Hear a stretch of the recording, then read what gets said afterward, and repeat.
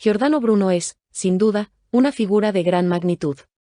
En muchos sentidos, encarna el ideal del hombre del Renacimiento italiano, es poeta, escritor, naturalista, filósofo y, además, mago.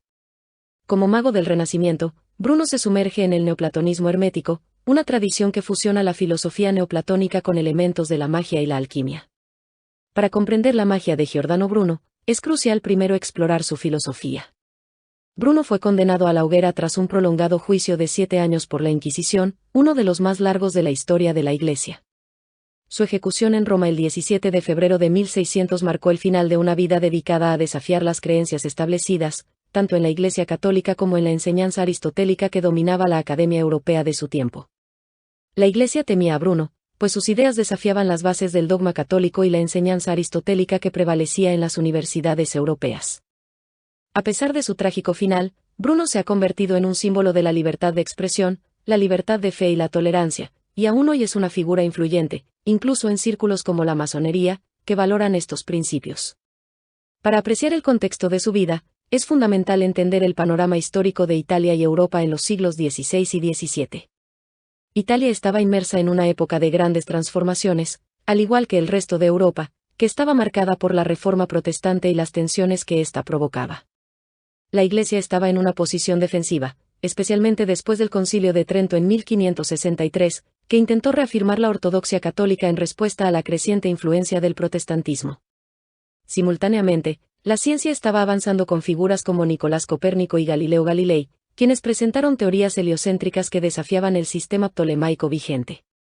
Tanto Copérnico como Galileo enfrentaron la censura de la Iglesia. Copérnico, de hecho, no publicó sus ideas hasta después de su muerte, y Galileo fue condenado y puesto bajo arresto domiciliario. Giordano Bruno, por otro lado, comenzó su formación en la orden dominicana a los 17 años, donde tuvo acceso a educación y conocimientos que de otro modo habrían sido inalcanzables. Durante su tiempo en el monasterio, tuvo la oportunidad de conocer a figuras influyentes como Giambattista della Porta, un naturalista y mago famoso, y fue expuesto a enseñanzas sobre magia natural. Sin embargo, Bruno encontró la orden demasiado restrictiva y decidió dejarla para seguir su propio camino. Su vida, marcada por un ascenso espectacular desde su lugar de origen en Ñola, cerca de Nápoles, hasta ser recibido en las cortes de reyes y reinas de Europa y enseñar en prestigiosas universidades como la Sorbona y Oxford, es testimonio de su extraordinaria influencia y alcance. Aunque la biografía de Bruno está bien documentada en diversos textos y videos, nuestra atención se centra aquí en su filosofía y magia. Bruno estaba profundamente influenciado por la astrología islámica y el Corpus Hermeticum, lo que moldeó su visión del universo y su práctica mágica. Los escritos herméticos y la influencia del neoplatonismo fueron fundamentales en la filosofía de Giordano Bruno. Bruno rechazó la enseñanza aristotélica, que sostenía que no existen posiciones absolutas en el espacio, sino que la posición de un cuerpo es relativa a la de otros cuerpos, con un cambio continuo en todo el universo. En contraste, Bruno creía que la posición de un cuerpo y su movimiento son relativos, y que el observador está siempre en el centro de las cosas. Para Bruno, las ideas y la materialidad no eran entidades separadas, como en la teoría de las ideas de Platón, donde se distingue entre el mundo de las ideas trascendentales y el mundo material. Bruno sostenía que ideas y materialidad son la misma cosa, ambos aspectos del universo están intrínsecamente conectados. Un aspecto clave de su filosofía es el panteísmo, la creencia de que Dios trasciende todo, pero también está presente en todo. Bruno afirmaba que Dios es super omnia y in omnia. Según él, aunque nuestra mente no puede captar a Dios en su forma trascendental, podemos conocer a Dios a través del estudio y la comprensión de la naturaleza, que es donde Dios se manifiesta. En su visión, la naturaleza es divina, y el concepto de infinito aplica tanto a Dios como al universo, que él veía como idénticos. Para Bruno, Dios es infinito, y por lo tanto, el universo también debe ser infinito, reflejando la grandeza y magnificencia de Dios. Bruno retomó y expandió la idea de Nicolás de Cusa sobre la coincidencia de los opuestos, en un universo infinito donde los opuestos no existen como entidades separadas, sino que se encuentran en una coexistencia. Esto resuena con el pensamiento de Heráclito sobre la armonía de los opuestos. A diferencia de Copérnico y Galileo, quienes se retractaron de sus teorías, Bruno abrazó y amplió las ideas heliocéntricas. No solo aceptó que la Tierra gira alrededor del Sol, sino que propuso que el Sol no es el único centro, sino que hay infinitos soles y mundos girando alrededor de estos soles en un universo infinito. Bruno promovió estas ideas revolucionarias en las universidades de Europa, incluyendo Francia, Inglaterra y Alemania, afirmando que en el universo no hay ni centro ni circunferencia. En cuanto a su práctica mágica, Bruno es conocido por su arte de la memoria, una técnica mnemotécnica profundamente influenciada por enseñanzas ocultas. Aunque la mnemotecnia tiene raíces antiguas, utilizada por figuras como Cicerón, Bruno la adaptó para incorporar elementos esotéricos.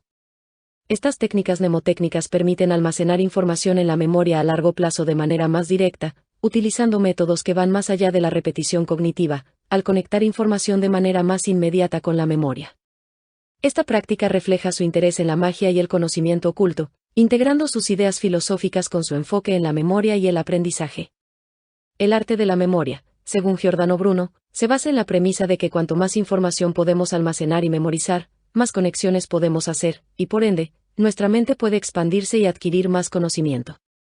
Bruno buscaba crear una vasta base de datos mental, argumentando que una base de datos más grande permite una mayor expansión de la mente y una mejor comprensión del mundo.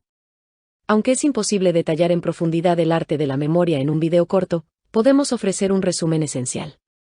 Bruno no solo utilizó técnicas tradicionales como la rueda booleana de Ramon Llull para almacenar información, sino que también incorporó elementos visuales y emocionales en sus métodos. En lugar de simplemente memorizar datos, Bruno sugería vincular la información con imágenes visuales cargadas emocionalmente. Por ejemplo, recordar eventos significativos, como el nacimiento de un hijo, que se imprimen profundamente en nuestra mente, puede ayudar a asociar imágenes con emociones para mejorar la retención de información. Este proceso facilita que la información se almacene directamente en la memoria a largo plazo, sin necesidad de repetición constante. Además de estas técnicas, Bruno introdujo el concepto de sigilos, que operan de manera dual. No solo ayudan a almacenar y recordar información, sino que también pueden facilitar la recepción de nuevos conocimientos. Los sigilos de Bruno, a pesar de no tener conexión conocida con tradiciones asiáticas, presentan estructuras geométricas similares a los mandalas indios y budistas. Estas similitudes sugieren una estructura universal en la geometría esotérica que conecta con niveles más altos de comprensión. Es importante distinguir entre símbolos y sigilos. Los símbolos son lenguajes del subconsciente, puertas que abren el acceso a diferentes niveles de entendimiento. Los sigilos, por otro lado, representan la comprensión misma, no son puertas, sino el contenido más allá de ellas. Algunos de los sigilos más conocidos de Bruno incluyen el sigilo de la mente, o sigilo de Apolo, el sigilo del intelecto, o sigilo de Minerva, y el sigilo de Venus, asociado al amor. Estas figuras geométricas, que recuerdan a los mandalas, tienen la función de conectar nuestra realidad con dimensiones más abstractas o espirituales. Además de sus técnicas mnemotécnicas, Bruno también abordó la magia tradicional en su obra De magia, o Sobre magia, donde explora las enseñanzas de autores como Agripa, Tricio, Alberto Magno, Pitágoras y Iamblichus. En esta obra, Bruno se sumerge en la magia natural y los aspectos esotéricos, integrando diversas tradiciones y filosofías para desarrollar su propio enfoque mágico. En el libro de Grimaldi sobre la magia natural, encontramos numerosos elementos del pensamiento pitagórico. Según los filósofos de la época, el término mago o hechicero se refiere a un hombre sabio con el poder de la acción. En este contexto, quiero mostrar un sigilo específico. En el centro del círculo de este sigilo, se puede observar el símbolo de los 7 planetas, una representación que se menciona en el libro de filosofía de Agripa. Este sigilo es una representación esotérica del sistema planetario, con el símbolo de los planetas en el centro. Esta breve introducción a Giordano Bruno, tanto como filósofo como mago, ilustra su inmensa figura. Lamentablemente, su investigación oculta y sus teorías han sido en parte menospreciadas debido a la cultura dominante, al igual que ocurrió con otros genios como John Dee. No obstante, para quienes se dedican a investigar a fondo, las obras de Bruno siguen siendo una fuente invaluable de inspiración. Quiero expresar mi agradecimiento a Gabriele Laporte, un destacado filósofo italiano contemporáneo que publicó numerosos libros sobre Giordano Bruno y que falleció en 2019.